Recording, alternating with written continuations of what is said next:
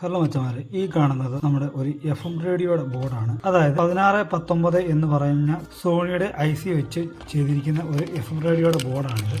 നമുക്ക് കവർ നമുക്കൊന്ന് ഓപ്പൺ ചെയ്യാം. ഇപ്പോൾ കണ്ട ഗൈസ്, എത്ര വർഷം പഴക്കമുള്ള ഐറ്റമാണെന്ന് അറിയാം ഈ കാണുന്നത്. ഈ ഒരു ബോർഡ് വെച്ച് നമുക്ക് നല്ല അടിപൊളി FM റേഡിയോ ഉണ്ടാക്കാവുന്നതാണ്.